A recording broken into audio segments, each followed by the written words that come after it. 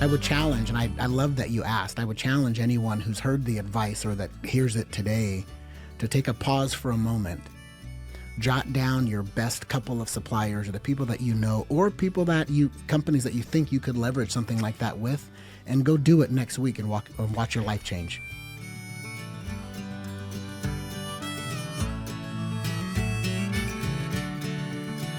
Today in the Curious Builder podcast, we had a longtime friend, Mike Weaver from Emser Tile on, and as you would expect, we have an amazing conversation. Mike is essentially my yin and yang in terms of personality, energy. First time we ever met, we immediately knew, hey, this is my person. We've got a great working relationship, a phenomenal friendship. He has been a proud supporter of boot camp, of Sauna Camp, and without further ado, we're going to talk about the power of partnership. Here's Mike Weaver. Welcome to the Curious Builder podcast. I'm Mark Williams, your host. Today we have a longtime listener, first time in studio guest, Mike Weaver, Vice President of Emser Tile. What's up, buddy? Nice to see you, man. Yeah. It's crazy to be here in person. I know. Usually everything we do is virtual or at IBS or Contractor Coalition. Or me in a car with a computer propped up. It's different to be here. Do you know anyone that travels more than you? No. Maybe no, I don't even think airline pilots, because they actually have to take breaks. Like by the FAA regulations, they have to be grounded. Yeah, I looked at a flight like a month ago, or a travel schedule a month ago, and I was in a different time zone 3 times. It's wild, isn't it? Does your body, I know Texas is home for you, but do you find that your body acclimates really quickly, or is it because you move so often?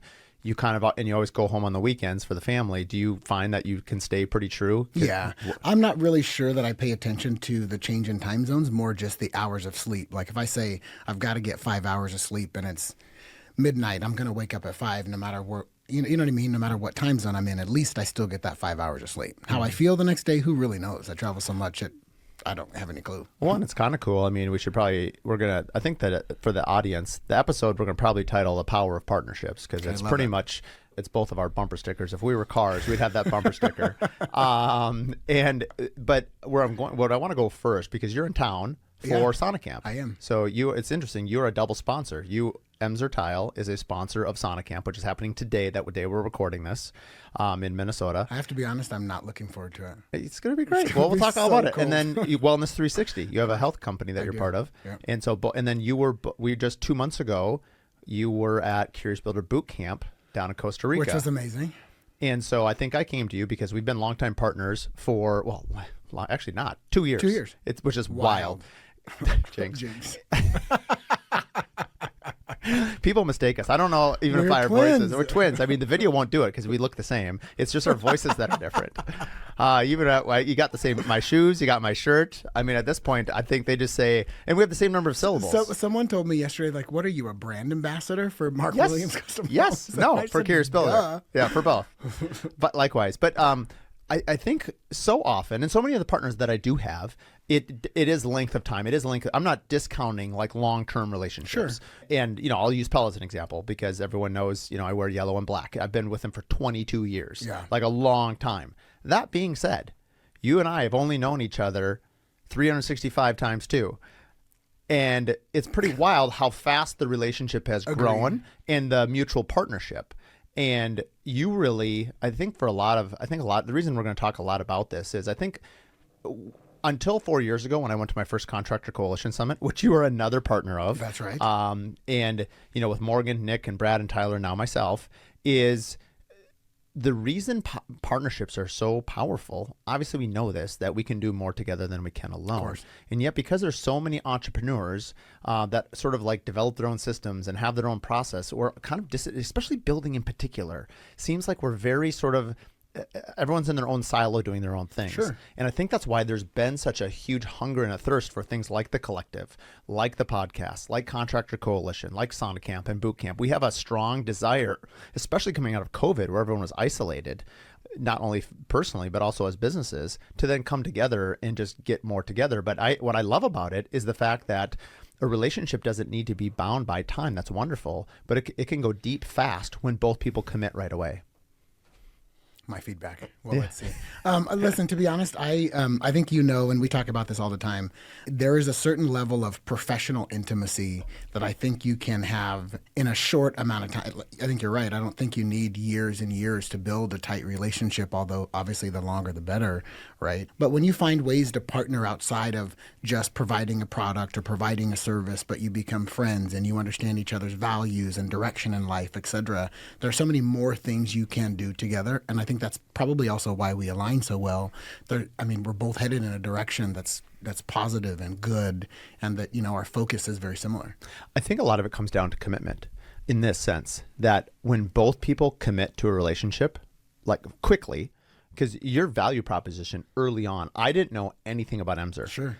And my allegiance and my friendship was really the energy you have, and you are a phenomenal salesman. But peel away the amazing salesperson that you are, That's very and nice. just the integrity because I honestly base most of my decisions based on authenticity, being authentic, being real, and then follow through.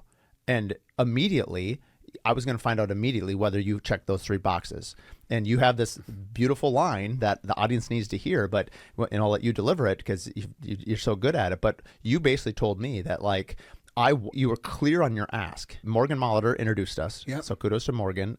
And you basically said hey, I'm Mike Weaver. I would love to work with you, but I don't want just some of the I want all the business. And in return, I will do everything I can to help grow your business. And, you've now said this on so many, we've shared panels together at IBS, at CBUSA, at Emser's booth. I mean, the list goes on because Summit Builder Show in Dallas. Yeah. They go on and on and on.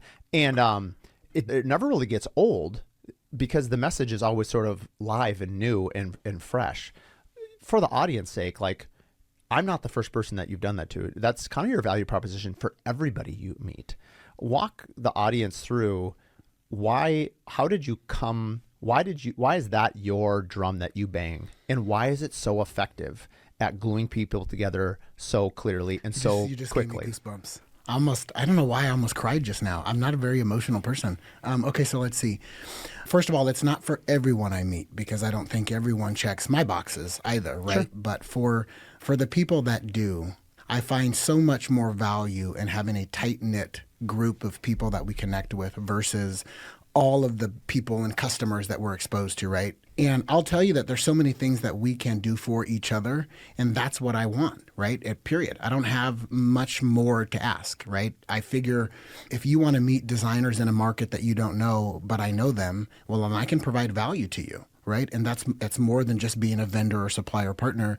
And then I think we talk about this all the time too. You know other builders in multiple markets, and I think you should be introducing me to them.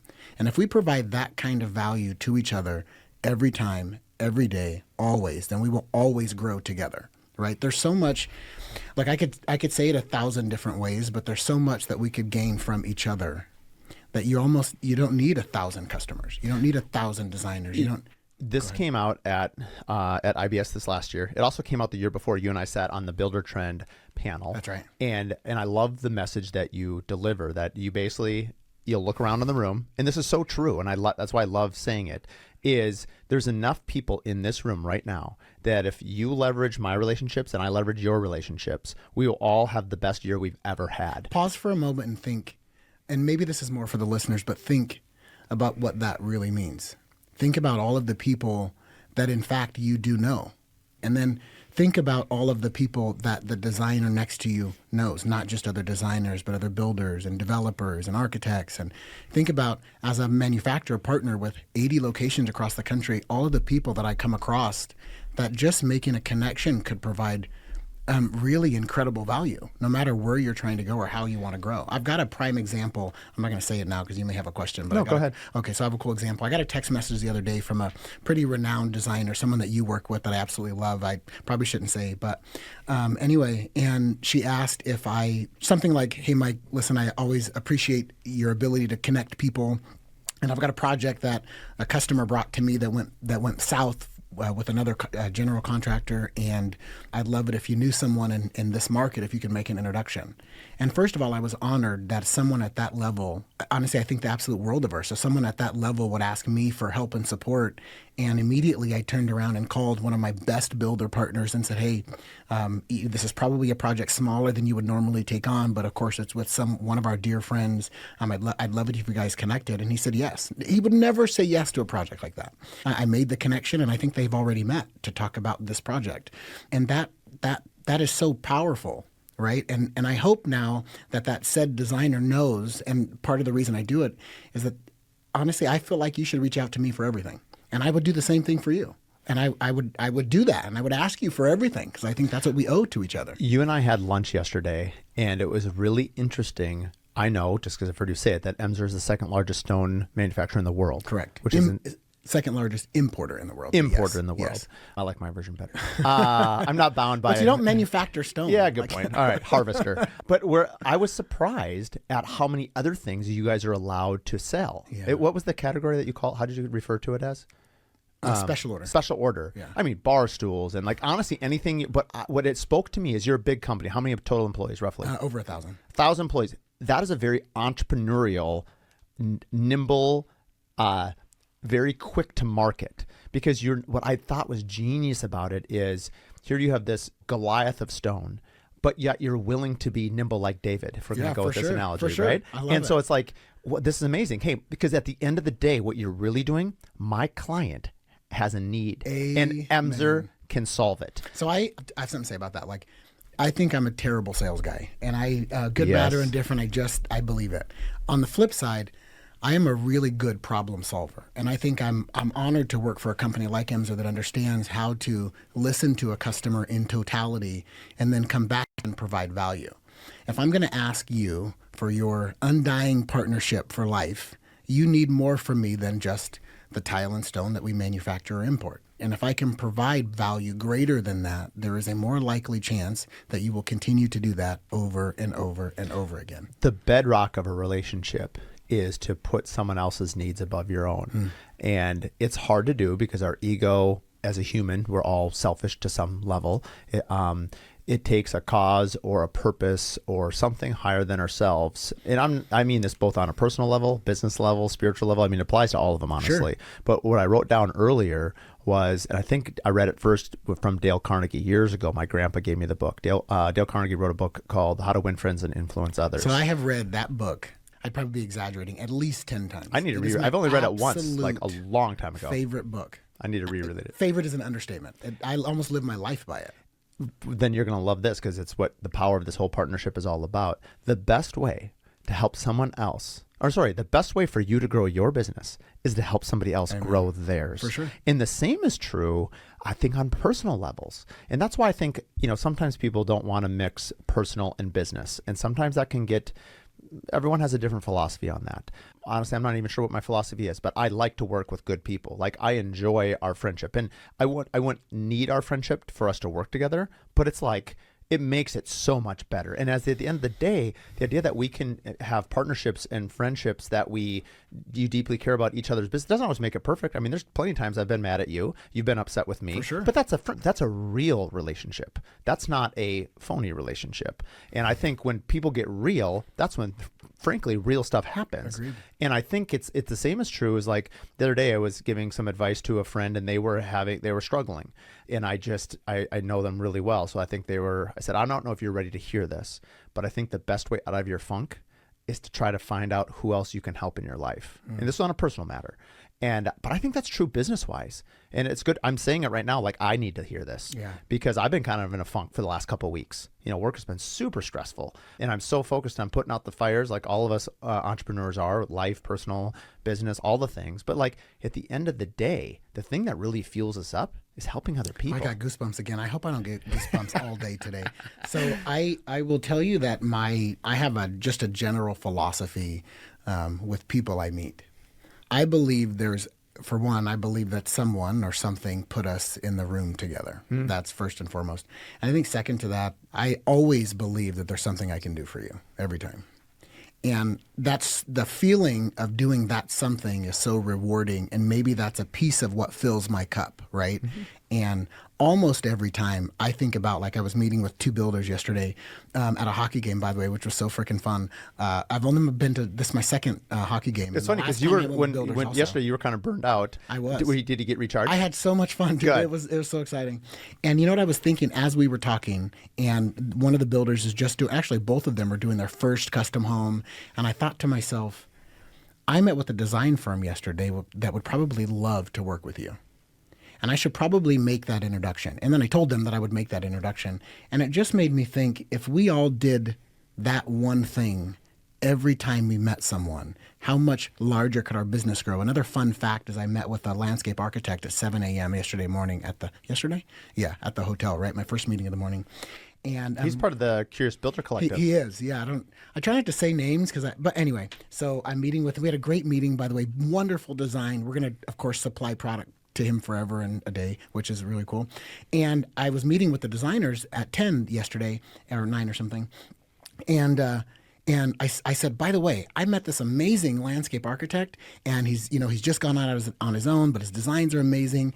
And one of the two designers looked up and said, no way, you have to make an introduction. I've been looking for a landscape architect, and I like people that are more in the beginning of their career and less at the end of their career. And I thought, this is why we're here.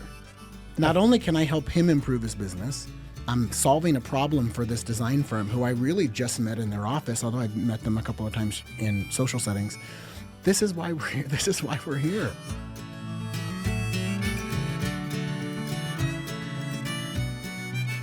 When it comes to quality, craftsmanship, and performance, Pella sets the standard. Whether you're building custom homes or designing a timeless space, Pella offers innovative window and door solutions that blend beauty and efficiency.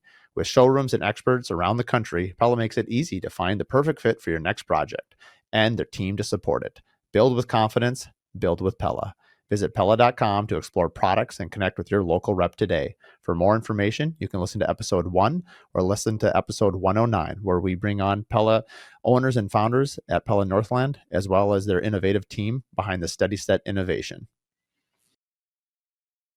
I think there's a skill to it for sure. I was thinking about just like matchmaking, and just not in the relationship standpoint, but from the standpoint that like not every tool is the right tool for every person, right? And like there are certain designers that are good for certain builders and vice versa, certain architects, and like there's just a right tool for the right moment.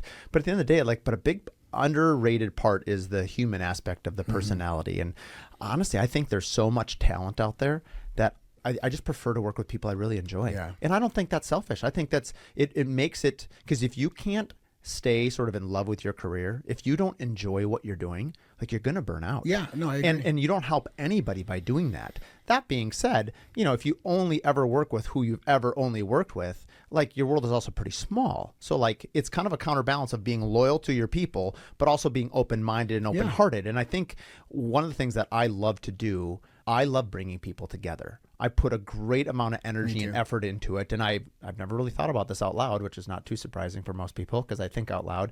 But like Sonic Camp that's coming up, there's 61 people that are coming. That's up 25 people from last year, which is amazing. We won't make any money doing it. We'll probably break even, maybe lose $1,000. I say that out loud from the standpoint that to me, it's a community event that I'm very proud of, and that I'm happy people are coming together.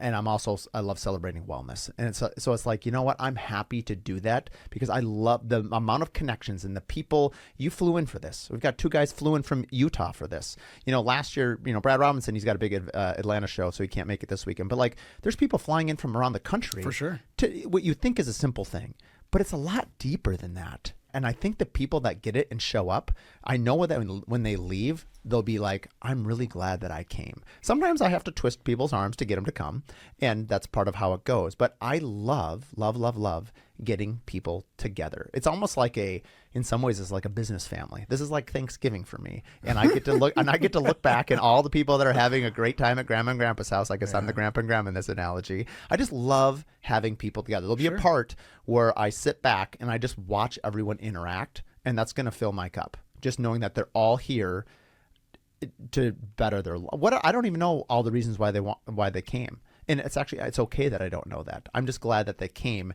and I know they will leave feeling more empowered. They'll have met new people, and they said maybe yes to something that they maybe wouldn't have before. And like me. Yeah. You're like, wait a minute, I got to go in. Most people aren't afraid of the sauna. It's the cold plunge after that. Sure. But I'm telling you, by the third or fourth round of sauna, you'll seek the water because you'll be like, I am hot. I need to cool down. So you just ease into it. You'll be fine. Oh, good. Yeah. What actually? Can't you see my desire? Yeah. So I was remiss because before I get to the one question that the previous guest left for you, I had a question that I've been thinking about for a while of asking you. I've not asked you this before. Hundreds, if not thousands, of builders and designers. If you were to take some observations on all the people that you've met over the last, call it 3-4 years in your role, because you see a lot of them, what are some commonalities that you see from successful operations? And they could be big or small. What are some characteristics you're like, you know what? And I'm going to keep away from saying names here as a reference point because I don't want the audience to be biased when I say a name. So I'd like it to be sort of anonymous. But like, what is some of the marks of like successful entrepreneurs? What are the marks of successful operators that when you meet them are like, wow, not only am I doing business with the people, but like they got their stuff figured out. Like these guys are talented. Like sometimes, like in this, sometimes like I help elevate your brand. There are many times where you help elevate mine, and both are good to do, right? As you go around the country and you see all these operations, what are some things that stand out? I think probably what stands out the most, it's not just having I think, first of all, I think systems are probably what stands out the most. People that have really dialed processes and procedures that execute everything from design all the way to delivery and, key turnover, et cetera.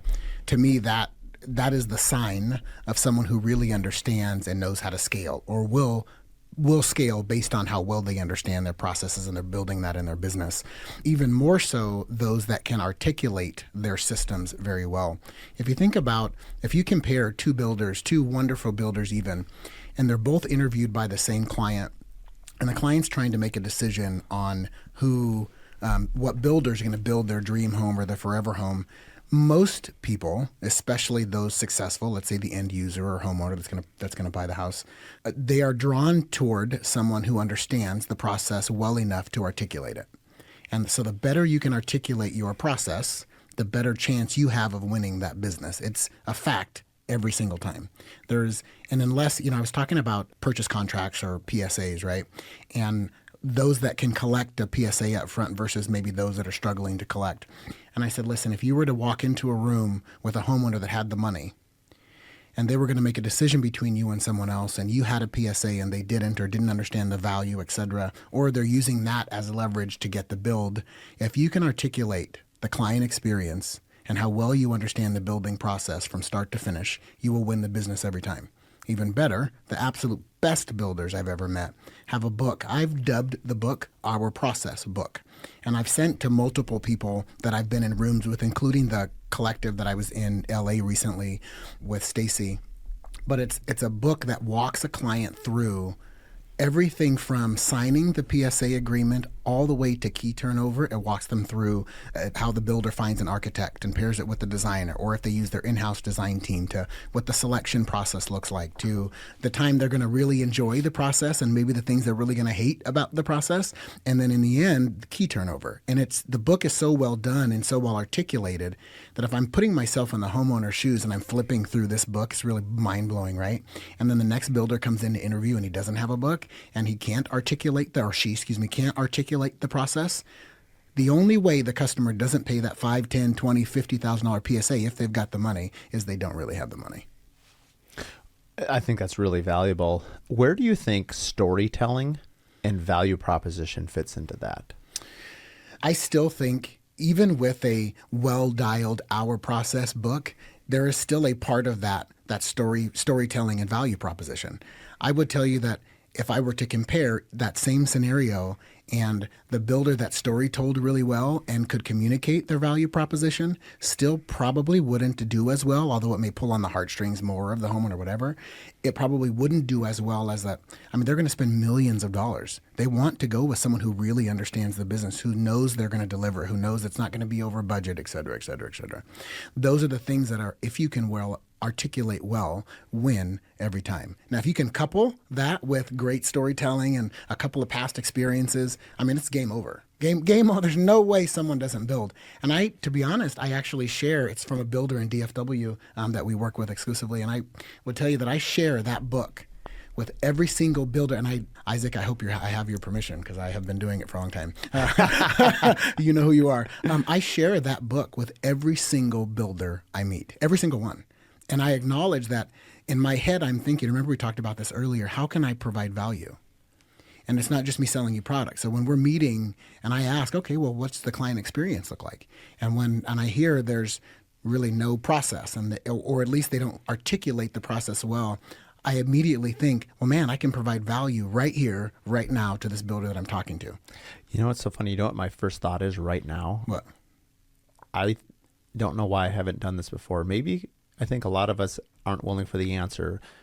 But if you were to ask all of your partners to, to SWOT is, right? Strength, weakness, opportunity, and threat. And a lot of Builder 20s do this and our peers, right? But how more meaningful would it be? Our partners who we've been with for 14 years, I shouldn't say that. We've done this a couple times with our inner circle of 4 or 5 companies. But as we continue to evolve and continue to grow and have new people, we develop new holes in the ship, or we repair old ones, and then the ones that were great need, work, right? And so it'd be amazing opportunities. Like, how would you workshop your internal team as well as all the subcontractors we work with regularly? The benefit we have is we work with 90% of the time, we're working with the same people on every project. And so I want the relationship, not surprisingly, that is a long one, because I know if they have the best interest for me and our clients and their craft, I can build an incredible home. Yeah. And if I don't have that, then the home result is in jeopardy. I want to ask them, what are my weaknesses? Because most of us are not aware of our own weaknesses. I might be aware of like one. Like I know generically, like systems, like if I had, we have systems, but like generically, like I'm very strong red, yellow in the disc assessment, which it wouldn't be a surprise. Like driver visionary, like that's pretty much, I don't even have blue, green in my like profile. Like I don't even know what that means. There is no CS for you. There's 0. But Joel on my team, like all blue, green. Oh yeah, I talked to him. Yeah. You're like, oh yeah, he's black and white, baby. But my point is like, it'd be really interesting to know where my systems are weak. I have an alternate challenge. Okay. And it's something I acknowledge very well, and I think we all struggle to admit it. I think we know our weaknesses more than we're willing to admit in many cases. We know the areas that we're strong and not. We know what it means to execute on the 5 primary principles, whatever they are, and we know the ones that we don't execute on well. I think what sometimes a SWOT analysis helps reintroduce what you already know, but most people sit with those things and probably struggle internally with them. Transparently, I know what my weaknesses are, and I do my very best. Obviously, I try to fill them, but I also do my very best to make sure that you see the long-term, not just you, but anyone that I connect with, the long-term value of our partnership, and hope that somewhere in the middle of me trying to fill in those gaps and your understanding of our partnership, that they work anyway.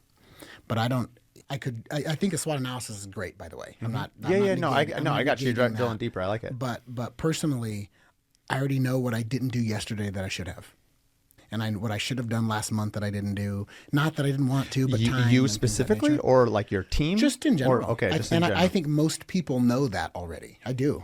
If you pause and think, if you're not a systems guy, you have systems, but you understand what I'm saying. You already know that that's missing. And a SWOT analysis may remind you that that's missing. It may even push you to execute on that better. I've often said that the idea is not the magic. It's the doing it that's the magic. So I think we know what our weakness is. What are you going to do about it? Yeah, for sure. And you and I love health, right? So like, hey, you want to run a marathon or a half marathon or lose 10 pounds or gain 10 pounds or get stronger. Honestly, I'm not saying it's easy, but because But for instance, if you want to, it's really not magic. If you want to lose weight, you have to either increase your output or decrease your intake. That's pretty much it. But the majority of humanity can't do that, myself included. Well, the majority of humanity simply doesn't. Not that they can't. Good point. And I think, let me rephrase this, because that's one of my favorite turns of phrase. I don't believe that there's I can and I can't. I think there's I wills and I won'ts. Yeah, I agree with And that. I think it's waking up our mind and accepting the challenge. That's why when you do, one thing I've really enjoyed about athletics and how it applies to business is, you didn't think you could do something until you did it. And then once you do it, you're like, oh. I think that's why experience and age and going through the ringer sometimes is super helpful. I remember 2008, 9, and 10, things were super tough, right? Sure. And I remember, I've told this story so many times, I won't go into the whole details. Every other episode has this story on it. But basically, I asked my dad for money. He said no, and kudos to him because I really respect him for that. But when I got out of it, figured out, how to plug the holes in my own ship, my dad said, you got your MBA in business in half the time and quadruple the cost. But like, I am better because of that. Yeah, sure. Doing the hard things. You and I relate so much to physicality, but also it applies to business. I think that's why they attract each other so strongly, is because you and I both love to, we started this 2 years ago, our 75 hard workout challenge with, everyone out there, who you are. You're on the morning text train with like 20 other people, right? And you're encouraging each other. Of course. It doesn't matter if it's your first marathon or your first 5K or whatever you're doing. Shout out to Leah on my team. She decided she's signing up for a marathon. Good for her. And so she just, When is it? Cold turkey. I don't know which one she signed up for. I think good Twin for her. City. So she's, you'll see her today. She's nursing an injury. Okay. So she's Good. looking forward to the cold. Tell her I know a doctor of physical therapy. She's a beast in the cold water, by the way. I love it. And so anyway, we've kind of tangented here a little bit, but like, I guess the point is like, we're all better and stronger than we think we are. Yeah. Sometimes we just have to dare to fail. And that failure is what then allows us to take the next step. You know what I thought when I started with Emser 20-something years ago, I don't know, maybe 21 years ago, and I remember like it was yesterday, at one point in my career, I was the youngest operations manager and really, I think the youngest leader in the company. And I was in my 20s. And I remember thinking the job was so hard. And it was, I was going through '08 and '09, and we were short-staffed, and, everybody had to do more. And I thought it was impossible. And then my wife and I were sitting at the dinner table, and we looked across to each other, and I said, "Honey, I don't know if I can do this." And she didn't really provide a word of encouragement, but like we were talking through it, right? And then I said, "But I got to think about it like this, I guess. If other people can figure out a way to do it, so can I." And then I just did it anyway. I wasn't smarter than anyone. I just put in the work. I knew people when I started that could get in at 8 and leave at 4. Transparently, I got in at 4 and maybe left at 10 sometimes. The fact is, I was going to make sure that I did the job so that I could get where I wanted to go, or at least start the journey to get where I wanted to be in life. And I think I relate that to so many things in my life, including like my fitness journey and the fact that I spend 2+ hours in the gym in the morning, which I hate every freaking minute of it. But I also understand that I can't get where I want to go without it. So you just got to do it, Yeah. Choose your hard. And, one of the things I wanted to touch base on, I wrote down here before, I meant to bring it up earlier when we were talking about the depth of relationships and leveraging our partnerships with other people, friendships, anybody really. I think of a tree and a root system. When things are really dry, the roots go deeper because they're looking for water. Yeah. And I think that tree, when a windstorm comes up, is going to be more sturdy and is going to be able to withstand. It's the drought that gave it the strength, not the abundance of water. And I think that's true of our business careers and personal life. Like when you go through really hard things, you develop some pretty deep roots. Sure. And I think as a business, like when things are difficult, you have to shore up your systems. It's really painful to let people go. A couple of years ago, I had to let 2 key people go because financially we couldn't afford it. That was super difficult. First time in my career that it had happened. We are a way better company today than we were just a couple of years ago. And we were a good company 2 years ago. But that growth came out of that. I don't believe it's called failure. I think it's just it was difficult. It was hard. And one of the reasons why our Thursday series, I believe, is so successful, where we have people come on and just share. You came on and shared Like basically, The hardest decision ever. You'll have to go back and listen to it, audience. But basically, bad. Mike lied to somebody, and from that point on, regardless, like a doctor, regardless of what the outcome is, like I'm going to tell you the truth because For sure. none of us can operate By if the we way, don't that know was what a it long is. time ago. That was 20 years ago. Yeah, that 18 actual years story. ago. Yeah, I mean, it's a powerful story. It was.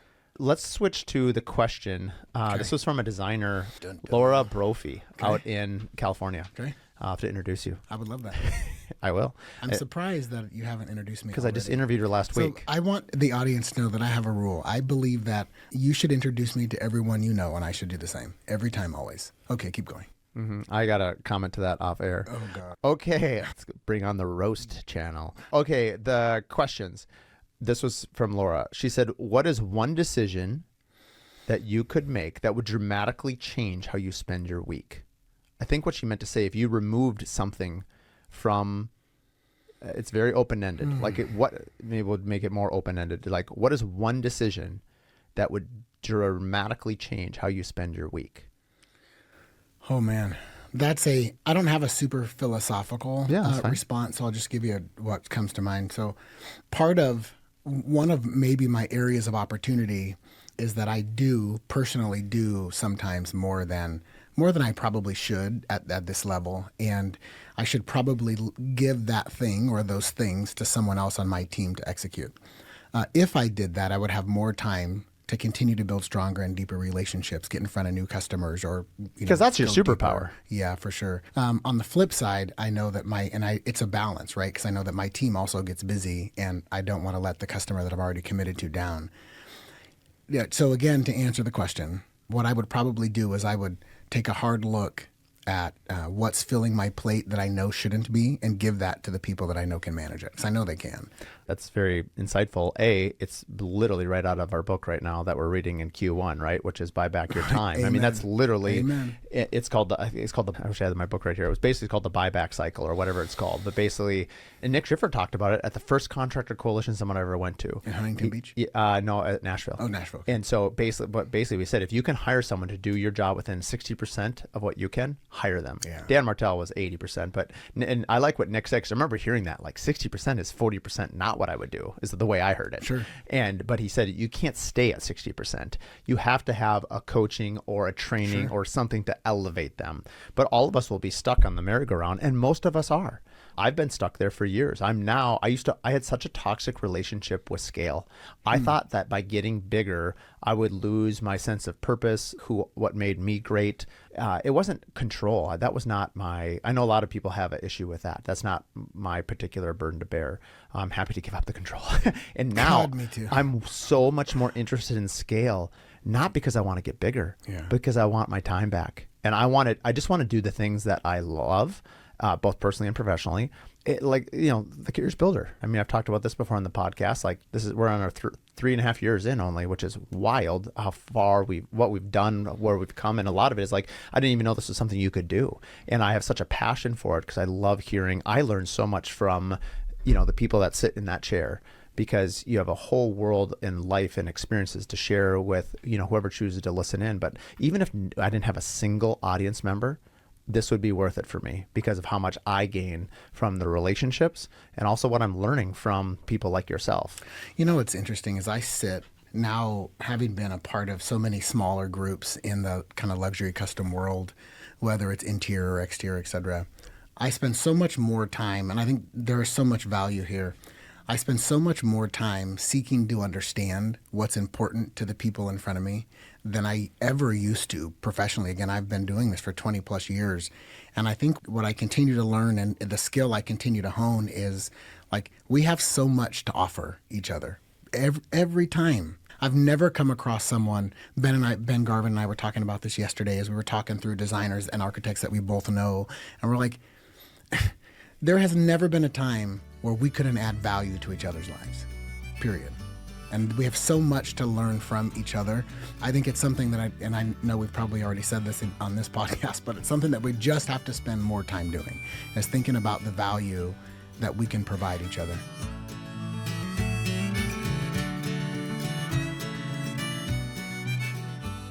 If you're looking to level up your business in 2026 and beyond, please consider Contractor Coalition. Amazing people, incredible builders from all around the country.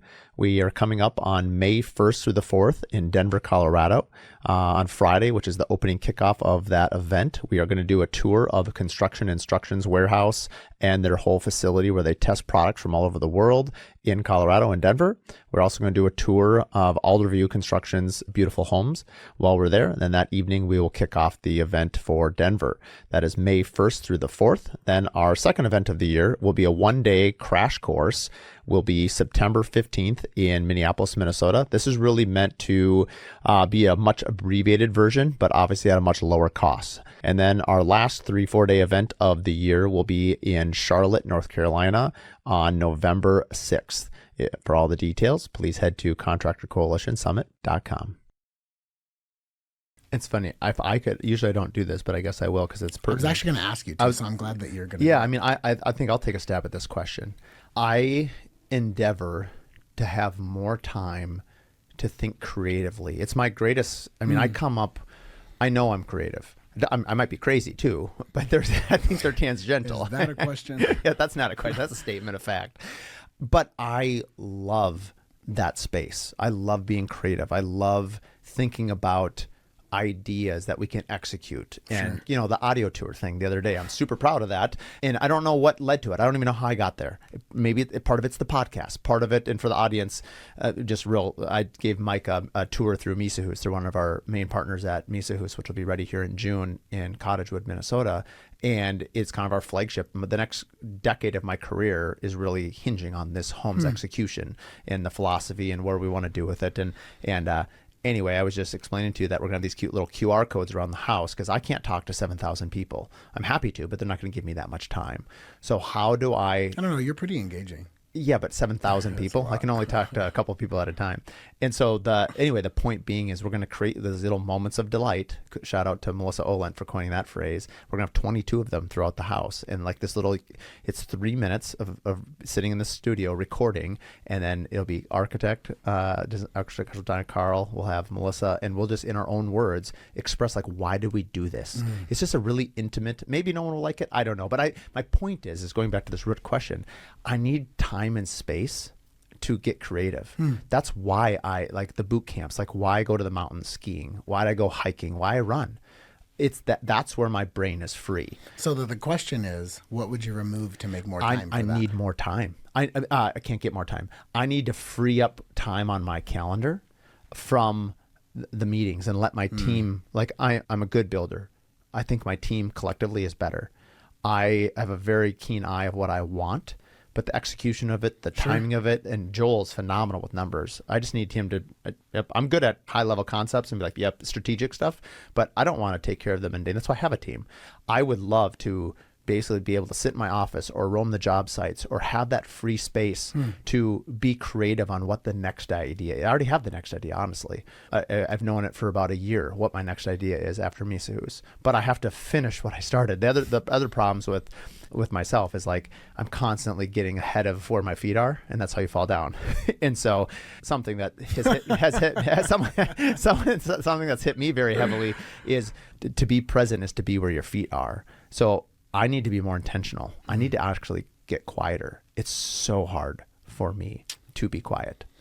And when I see quiet, like distraction and like not needing the stimulus. I mean, I created boot camp and sun camp to invite others in to share, but I created it for me, for the things that I need, that I get energy from. The reason we have the no phone policy at boot camp is for me, is because there's so much peace that comes when you get rid of your phone for 3-4 days. We're so overstimulated, and I don't think our brains were meant for that. And I know that I need kind of that quiet time in between to be the best version of what I am.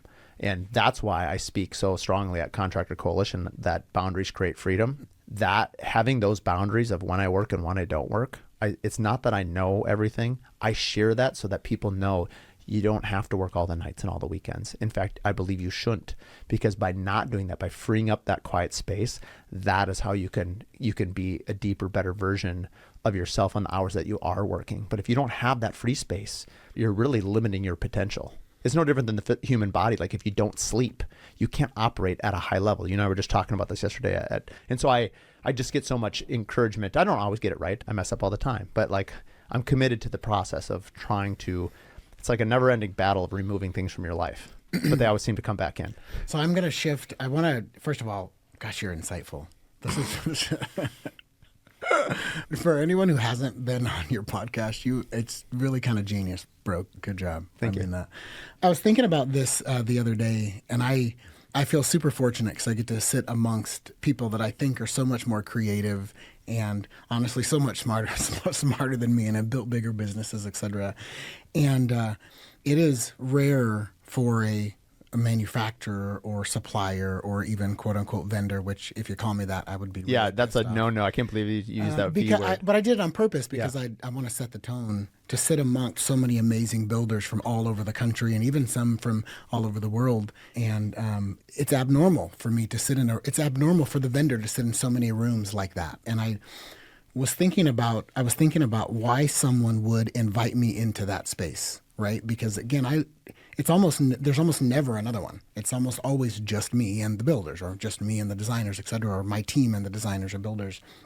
And I want to go back to providing value and the value of partnership and the power of partnerships. I know that we said that was going to be the subject of today, which I absolutely love the direction we've gone. And should we talk about how we first met? Yeah. Okay, you should tell that story because I don't think anybody's heard it.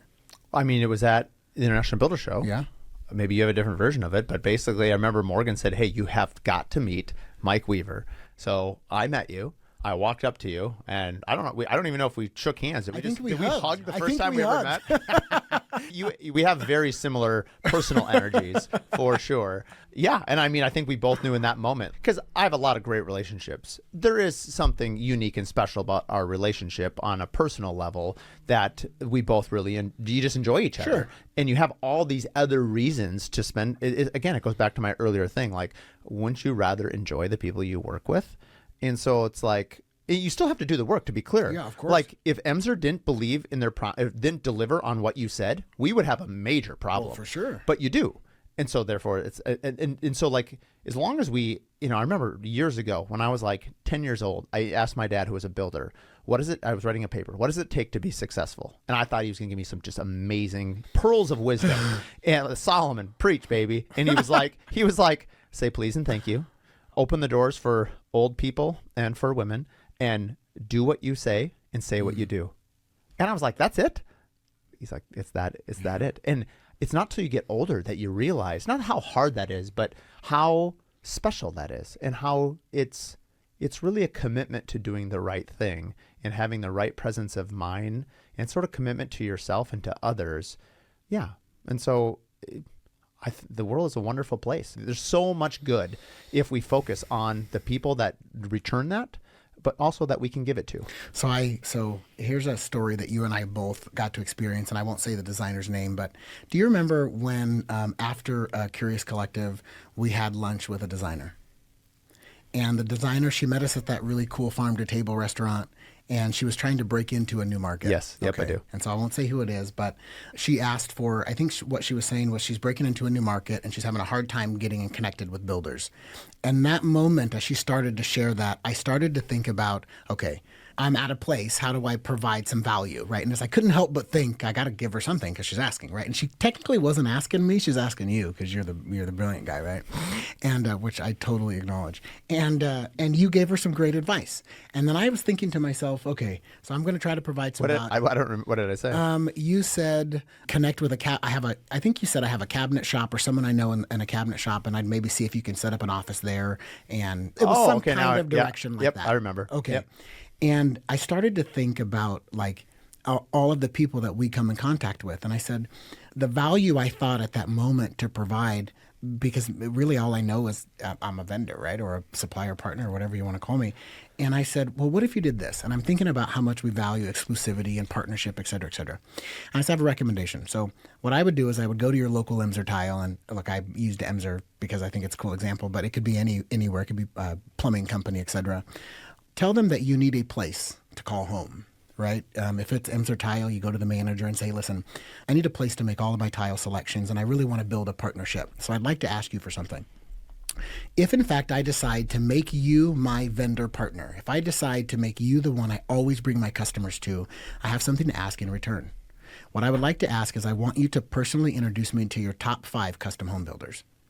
And as a manufacturer, of course, because I want those top 5, I want her exclusivity. Like I want her to make every design selection with us because that's business forever and a day, right? I would surely make an introduction. And I said, but the key is it's not to ask for their name and phone number. You can find that on Google or on the internet, etc. A trusted partner would send them an email or a text message introducing the two of you. Talk about why they should meet. And you've got now a 9 out of 10 chance that that builder is actually going to take a meeting with you versus you trying to break cold into a market that you may not, it may take you years to break into. But I'm thinking in that moment, so the value I'm providing her, hopefully, is the education on how to collapse time. It shouldn't be months and months or a year before she sits in front of the builders that she really wants to meet. I bet someone at that plumbing company, someone at that cabinet shop, something in that tile store already works with them, could already vouch with that, their relationship with her, and the rest could really be history. And then the final thing I think I said was everybody knows Mark Williams. And if you and Mark are trusted partners, and Mark knows that you're a good designer, I would probably ask Mark to send those builders a letter of recommendation. And I would say, have Mark say something like, hey, listen, it's Mark Williams. I know we've connected, a couple of times. Man, I've worked with this designer so-and-so. She's kind of amazing. I think you guys should connect. And let that be that. Those two things could quite literally change this designer's life. 100% agree. I'm curious because I've heard you say that many times and it never gets old. It always reminds me when I hear you say it of like, which ones in my Rolodex of my mind, as the builder, how do I do that and things like that. And you don't have to have a podcast. You don't have to have a collective. You don't have to do all these other things. Well, I don't have any of it. Well, you support it. I mean, we'll talk about that maybe in the next question before I get derailed here. My question to you is how many designers and how many builders have actually followed up on that amazing advice and done it? I don't know. I haven't asked, and I don't even know that I really want to know. I want to do my part to give it because I feel like that's how I'm providing value. And then what they do with it is their own. Yeah, no, where I was going with this is I don't think anyone listening could argue that that is a genius business development move. The question is, how many do it? And that's where I went earlier. The idea is not the magic. It's magic. I'm not taking anything away from the idea, but then doing it. It's a little bit like you said earlier. You might know your weakness, but what are you doing about it? Right. I would tell you that you need both. I would tell you that for anyone listening, just as much as people like or don't like working out or like or don't like waking up early or do it anyway, etc. When it comes to, it's an innate fact that she has to build that success for her family. She has to. And whether she wanted to or not, or he wants to or not, the fact is that you just have to do it, period. And there are so many, I can guarantee there's people that are going to hear this that think, well, duh, that I should do that, that the whole walk into your tile store or plumbing company or whatever. But I would challenge, and I love that you asked, I would challenge anyone who's heard the advice or that hears it today to take a pause for a moment, jot down your best couple of suppliers or the people that you know or companies that you think you could leverage something like that with, and go do it next week and watch your life change. Agreed. I just had one right now of like what you just triggered for one, one for me, because we're not design build, so we don't have all the samples and all those sorts of things in our house, in our office. But I could go to my top 5 like people that work for a bunch of other talented people in town and say, who do you think, like, where do you think there's an opportunity for us to level up? Or where do you think, it's a little bit going back to that earlier comment about SWOT, like where's our weaknesses. But I've always done better with offense than defense in terms of because I like marketing. So like in some ways, this is a different version of marketing. Tell me where can I like the idea of improving, not, getting rid of something else, but like, how can I get better? And honestly, if you're not, this is an old saying, right? If you're not innovative, if you're not swimming, if you're not changing, like if you were the same company you were 5 years ago, like you're on your way out the door. Oh, for sure. And that goes for everyone. That's Nike. That's Apple. I don't care what company you are. If you are not innovating, you will go on. And look at like BlackBerry. remember BlackBerry phones? I The wish little I roller could ball. have it back. I know that was that little roller ball, right? I mean, Mm-hmm. I should actually watch that documentary. There's a documentary I about know. it. Have you I seen haven't it? watched it, no, but I saw that it But it's was like they're like 90% market.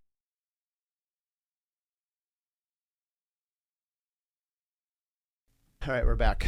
That was weird. Sorry about that. So, Mike, as we wind down here, let's talk about. Let's touch base on two things. One, I want to touch base about what the next couple of years looks like, or maybe even this year. Keep it closer. But then the second one is, and we'll start with this one, is you've been a huge partner of. Very well done. I almost slipped there. You've been a great partner for Contractor Coalition Summit. Yeah. And when this episode airs, we're only a couple weeks away from Denver. I'll see you there again. And then we're in Nashville, and we're doing our 1 day off event in Minneapolis in September. We'll talk about that in a minute. When I had the idea of the Curious Collectives, it was you and Pella that said we're in. Why do you continue to support the Contractor Coalition Summit and the Curious Builder and what we're doing with the collectives? Like, I know why I do it. I see the value in it. And I know you do too, obviously, because you're about to tell us, because you've put your money where your mouth is. Why? What is the value? Because it still has to make sense financially. Like, we and I've talked about this a lot. Like, I always want to give people value. Like, I want people, when they listen to this podcast, like, to get 2 to 3 ideas out of it that they can apply to their business. I sure hope there's some cool ideas. Oh, there's amazing ideas. If nothing else, hopefully it's relatable. For And they understand that this is just 2 human beings trying to better themselves and helping each other leverage what's best about each other to be a better version of ourselves tomorrow. But that's true in business. I think that's why I think people that don't own businesses have a unfair bias against business, because they have these connotations of what they think business is. But like, business is the lifeblood of a country. Of course it is. And of humanity. I mean, once we left the Garden of Eden and we had to start creating our own food and killing our own animals and shelter, and there's exchanges happening. And like, good business helps everybody. Now, there are bad actors. There are people that do bad things. Like, I'm not discounting that. But that being said, like, at its base, like, business is good. We help each other. And we both can help each other at the same time. We kind of went down a philosophy hole there. Sorry about that, people. Going back to the original question. To the why. To the why. Why are you such a good partner? And why do you continue to partner? It's not a one and done thing. So I have 2 major reasons. I'll start with the no-brainer, right? So it is expensive to be a partner sponsor in all of this stuff. The Contractors Coalition, the Curious Collectives, all of they're expensive. The commitment is heavy. And while I work for one of the largest organizations in tile and natural stone manufacturing and importing, we are still heavily driven by the return on investment, just like any independent business owner would be. And so I have a goal every time I attend an event that as long as I collect an order that has the profit to pay for that said event, then it was a worthwhile event. And I can likely, if I'm a good sales guy or the team that comes with me are good salespeople, then we can likely derive an order, at least one, from each of those events. Now, mind you, we've done millions since we started participating with partners from the coalition and Curious Collectives. So that's why it makes financial sense. Okay, it's easy to explain why it's so important to attend, because again, just one order from one builder could quite literally pay for the event, and then everything else is gravy on top. And by the way, provides introductions that I would have probably never had elsewhere. Okay, so that's the dollars and cents. Okay, so to anyone interested in sponsoring, as long as you're not a tile company, don't come knocking. But anyone else, that's the why for me. Okay, outside of that, any builder or supplier partner or designer that sees the value in community with things like the collectives or the Contractors Coalition, those are people that I want to associate with. As I'm building a business, we do hundreds of millions in this space, and I have to work with these people every day. And I may be different than you. I don't want to work with you if we can't be friends. It's just not my interest. I've been doing it a long time. So I think maybe other people on my team would, and I'd encourage you to make connections, but me personally. And so the first barrier of entry, I'm so fortunate because I'm already sitting in a room of people that have decided to make themselves vulnerable and understand the value of partnership. That's what they're there for. And because that aligns with me personally and professionally where I'm trying to take the business, it is quite literally a perfect marriage. That's why. I think that's very well said. I What's interesting about what you shared is you can have your cake and eat it too, because there's that adage that you can't. But like you just demonstrated that you are, you're filling the financial responsibilities to your company and to your sales goals. But there's also the side of you get to enjoy working with the people that you work with. And you've been at, I think, everyone except for the first one. Is that right? Everything except the first two. The first two, which was Nashville and Huntington Beach 4 years ago now, which is wild. My question then is, and I think you're a very apt person to ask this question too. Sure, we have 300 alumni roughly of the Contractor Coalition Summit after 4 years. There has not been not one bad actor. Not one builder has had an attitude. Not one builder has griped or complained or said it wasn't worth it. Not one has made there's always one, if not 5 or 10 in big events that are just like bad actors. You think of like high school or college, like, you have some kids goofing off in the corner and like they sort of ruin it for the rest of them. Not one. Why is it? Somehow the group is self-selecting. Somehow, what is the common thread that people that attend? Let's be clear. Not only are they prepared to be vulnerable, they all want to scale and grow their business. All of the hosts have built successful businesses where the attendees have something to learn, no matter how successful their businesses are, because many of them have bigger businesses than even some of the hosts. But they also pay for it. And so you think if you're going to invest X amount of dollars to attend an event like that, you are there on purpose to get education from people that you believe you need education from. So you weed out those that feel like they're already too good. They weren't going to attend in the first place. There is such a captive audience. Again, part of the reason I love it. There's such a captive audience that joined that group, that sit in the room for days on end or hours on a Friday or what have you. They are quite literally there to be educated. And unless the hosts were dum-dums, which they are not, they are getting the education. So what would they talk about? Someone may still complain about a food they didn't like or something, but I mean, that's inconsequential, right? The education is incredible. And I think that's what they're there for. It's funny, as a host now, as my business continues to evolve, the content that we share each time is new. It's different every time. And I would love, Michael and Danielle Gatelli, you were there in Nashville for the first one. I think they went to Huntington Beach too. I don't think they've been back since. I would love for someone OG like that to come now and see how much has it evolved. I mean, look at Brad's business. When he was in Nashville at first, I think he had 19 employees. He went all the way up to 31. Now he's down to like 27. Nick obviously has his 45 White Oak monster, and the world has been watching that for the last 2-3 years. What Morgan does. What I love about it personally is I'm in awe of my colleagues and our partners and all the people that attend the friendships. I mean, there's a reason why the Curious Collective, when I tap ambassadors, there's only one hub that doesn't have alumni yet. That's wild. That's only all of them are alumni. Yeah. And it's Austin is the only one, because I'll be there next week, by the way. Yeah, you're going to be there Monday. Yeah, I can't believe they already have 18 people signed up. I just heard there's 4. I just got a text from my local manager, so there's five more people that just signed up, like today. That is the most we've ever had, more than Brad, more than me. I mean, that's I cannot wait. From Southerly Homes and Frank from Moon Tower. You guys are crushers. So whatever you're doing down there, like, you are bringing the thunder, buddies. So I can't wait to hear. I mean, you're going down there in person. One of the things that I want to know is the Curious Collective scalable without me? And it is, because it's an idea. It's not me. It's the idea. As long as you drive, you do such a great job with vision that as long as you continue to set the tone for what the objective is, it's of course scalable. You pick the right people and set the tone, and you let those people do the rest. But that's why I went with, you had to ride for the brand, to quote Louis L'Amour back in the day.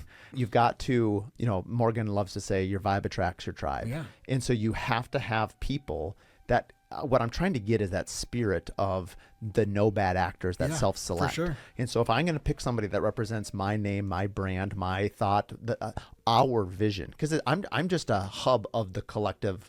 There's so many people that want that as soon as you you interact and you do it. Like, I didn't know this was going to happen in my life. My wife is responsible. I like to remind her that sometimes when she's mad at all the travel. I was like, this wasn't my idea. I didn't go to Nashville. I didn't even know who Nick, Brad, or Morgan even was. And so my wife one day, 4 years ago, fatefully was like, hey, they're doing this thing called the Contractor Coalition Summit down in Nashville. You should go. And, oh, no way. I don't know that I've ever heard that story. Yeah, well, I'll tell it now. So it's $10,000. It's a lot of money. I was willing to invest that money in myself for a better future. Like 300 other people have as well. Like I have made 100x on that investment. Of course. And I called Morgan because I am not somebody that learns from one person speaking for a 4-day conference. I mean, you could not bore me faster. And so I called Morgan. I found out this story actually later. I called Morgan and she returned my phone call because I think I even left it in the voicemail. Told her what I was going to ask her. I'm like, I want to come, but I want to know it's worth my time. I'll spend the money if you truly, like, what are we learning here? And she called me back and she said, you will get your $10,000 back in the first hour. And I was like, I'm in. Found out 3 years later, she didn't know what to say. She's like, well, Mark was Builder of the Year. Like, she thought I was a big deal, which I'm not. And so she called Brad Levitt. And then that's what Brad told her to say, which I think is kudos to Brad. He knew he'd go with confidence. That's but more importantly, they were right. In the first hour, we talked early in the episode about PSAs, pre-designed service agreement. And basically, I always had our clients. I've been using it very successfully for a decade. But my issue was I was always crediting that client against the future job. And Nick Schiffer was the first one in the first hour about contracts and sworns and PSAs. He goes, well, of course they sign it. You're doing work for free. And I thought I was getting paid. And they're like, well, no. Not if you credit it back. Not if you credit it back. Yeah. You're doing it for free. No wonder they thought it was a great deal. And my first thought was like, well, that might work for you in Boston or Brad. And that doesn't work in Minnesota. So many people say that. And like, you always think that. And I often say, no, it's small town thinking. And that's, but no, if we don't believe it, the person doing it, if I don't believe it, then why would my client? Yeah, I agree. And the hardest person to convince is yourself first.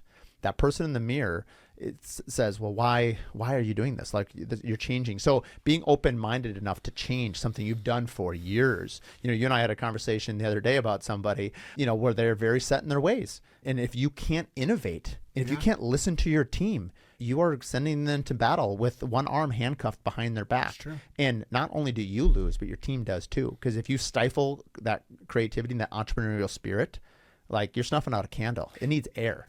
I was just thinking about that I realized that we didn't talk about is that today is Friday, and in Charleston, South Carolina, you have a Curious Collective happening. Their first one. I think it's right now, right? Yeah, you were going to go.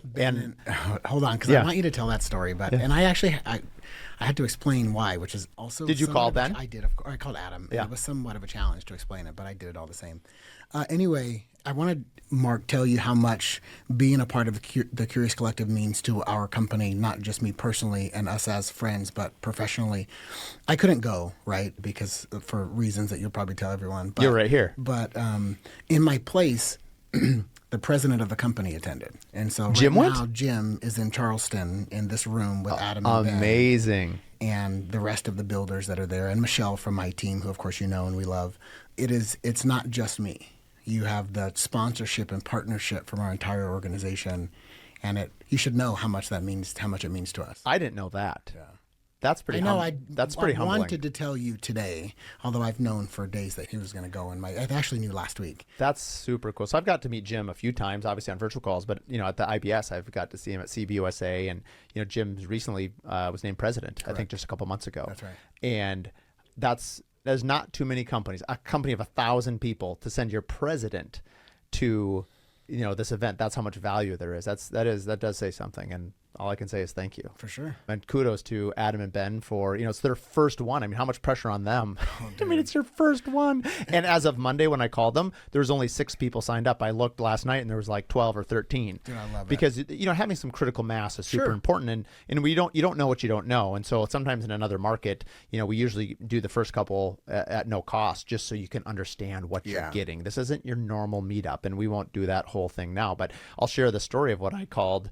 This has been a family motto, a family quote. We have a lot of them, but this one is one of this one has probably paid me one of the most largest dividends in my life, both professionally, relationship, spiritual, just in general. And it was given to me by a pastor who I was very close to as a young kid. And I was torn with what decision or where to go and what to do. An opportunity came up. I was committed to one thing and wanted to do something else. And he said, very wisely, he said, honor your first commitment. And that became a family motto of ours. And whenever there was something that our family agreed to, kudos to my mom and dad, we would, even if something better came along. And recently this was tested. I was at IBS 3 years ago, and Pella, like a month before, said, hey, you're going to get an opportunity to like drive in like a NASCAR, an Indy car with a race car driver. I'm like, whoa. And they're like, it's Monday night at 7:00 on the strip, because Formula One was in town or something like that. I'm like, when am I ever going to get that chance? I had already committed to going to Contractor Coalition meetup on Monday night. And I thought about it, and I really wanted to go. And I called Mark Cabrera back, who's going to be at Sonic Camp. And I said, Mark, I'm sorry, but I have to honor my first commitment. They took it hard because they're like, this is you know what you're passing up. I said, I do.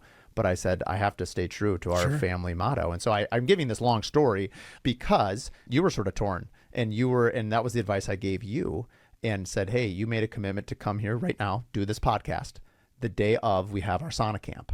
And so telling Ben, because he lined up this amazing venue at Serena and Lily, or really a cool showroom. And he obviously really wanted to nail it out of the park. He wanted you there. And how did your conversation go with him? First of all, when I called him, when I found out that you told him before I could. Yeah, you were mad. When I was pissed. I was pissed off. But all the same, it took me like probably 3 or 4 days to actually pick up the phone, because I didn't quite know. I mean, I love them so much, and it's another new relationship, and they're such wonderful humans that it tugs on my heartstrings, and so I was torn on how to communicate it, so I called him. I called Adam, and he didn't answer, and he sent me the voicemail. And he said, you're finally calling to tell me you're not coming? And that's all he said. Oof. And I'm like, again, while I'm not generally emotional for people that I love, I'm like, it would just break my heart to know that I've disappointed you, So I sent him like a stalking girlfriend, like 8 text messages after that explaining how sorry I am and blah, blah, blah, blah, blah. Anyway, so he finally calls me back, and I said, I want you to know something. So out of respect for both you and Mark, who I unfortunately and mistakenly made commitments to both of you, I asked Mark because he was the first person that I committed to. I asked him, I gave him the scenarios and asked which he would prefer me to do. And I told him this honor your first commitment story. And so I'm going to have to go to Minneapolis. And he was totally, he gave me a really hard time, by the way, but underneath that really hard time, he was totally understanding. And I actually now find our relationship even so much more valuable, because how he could have taken that in so many different ways. And so on the one hand, I didn't even want to call you. I felt like, I just tell Mark, look, I can't go, and I felt like it was the right thing all around. And so I appreciate the advice, because it was exactly what should have happened, right? And in place, he got the president instead of me, which I think is really, really amazing. And by the way, Jim's probably better at that stuff than I am. So anyway, we get the best of both worlds. Amazing. I want to respect the audience's time, and you and I have to go to Sonic Camp. Oh, man. But before I leave, we'll have obviously everything in the show notes for anyone that wants to reach out to you and start their relationship with you. What is your question for the next guest? Who I believe, by the way, you might know her, Stephanie from Utah. I'm blanking on her last name right now. She's been part of Build. I'll blank on her name here. She's out in Utah. What is her last name? Well, I can look it up real quick. Anyway, it doesn't matter. Usually the guest. So I'm gonna while you're doing that, I'm gonna tell you my question. Okay. My question is, what has been the hardest? Stephanie Daly. I know Stephanie Daly. Yeah. What is the hardest professional decision you've ever had to make? Oof. All right. You heard it here, folks. Thanks for tuning into the Curious Builder podcast. We'll see you next week. See ya. Thanks for tuning in to the Curious Builder podcast. If you like this episode, do us a favor. Share it with 3 other business owners. The best way that we can spread what we're doing is by word of mouth, and with your help, we can continue to help other curious builders expand their business.